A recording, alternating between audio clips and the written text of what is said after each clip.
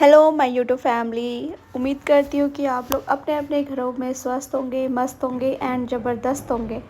तो उम्मीद करती हूँ ये भी कि आप लोग की दिवाली की सफाई तो बिल्कुल अच्छे से सबके घरों में हो ही गई होगी।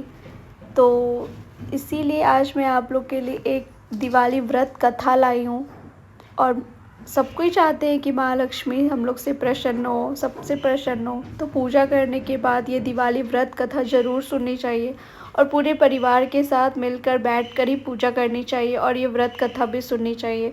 जिसके पास बुक्स अवेलेबल ना हो या जिसके घर मतलब जगह पे नहीं मिलता हो तो ये मेरी व्रत कथा ज़रूर सुनिए। और वीडियोस अच्छी लगे तो लाइक कीजिएगा, शेयर कीजिएगा एंड सब्सक्राइब कीजिएगा।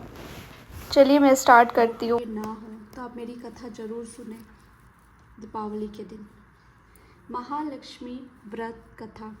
किसी नगर में एक साहूकार रहता था। उसकी एक लड़की थी। वह लड़की नित्य पीपल का पूजन किया करती थी। उसी पीपल में महालक्ष्मी भी निकला करती थी। एक दिन महालक्ष्मी ने साहूकार की लड़की से कहा कि मैं तुझ पर अति प्रसन्न हूँ, अतः तू मेरी सहेली बन जा। लड़की ने कहा कि मैं अपने माता पिता से पूछकर बताऊंगी। अगले दिन माता पिता की आज्ञा से वह महालक्ष्मी की सहेली बन गई। महालक्ष्मी उसके प्रति बड़ा प्रेम रखती थी। एक दिन महालक्ष्मी ने उस लड़की को अपने यहाँ भोजन करने का निमंत्रण दिया। जब लड़की भोजन करने गई तब महालक्ष्मी ने उसे सोने चांदी के बर्तनों में भोजन कराया। फिर महालक्ष्मी ने उसे सोने की चौकी पर बैठाया और दिव्य दुसाला ओढ़ने को दिया। तत्पश्चात महालक्ष्मी ने कहा कि अब कल मैं तेरे यहाँ भोजन करने आऊँगी। लड़की ने स्वीकार कर लिया। लड़की ने सब बातें अपने माता पिता को बताई तो सुनकर वे अति प्रसन्न हुए।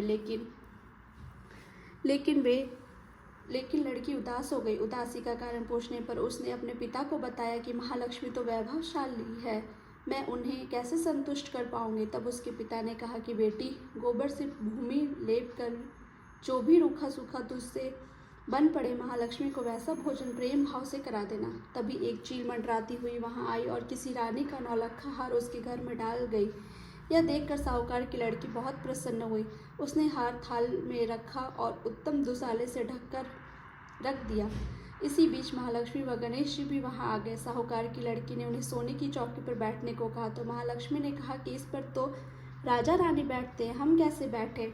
साहूकार की बेटी ने बहुत आग्रह किया तो महालक्ष्मी व गणेश जी ने सोने की चौकी पर बैठकर प्रेम पूर्वक भोजन किया। महालक्ष्मी व गणेश जी के साहूकार के यहाँ आने से घर सुख संपदाओं से भर गया।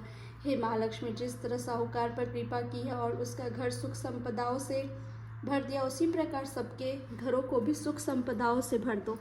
बोलो महालक्ष्मी की जय।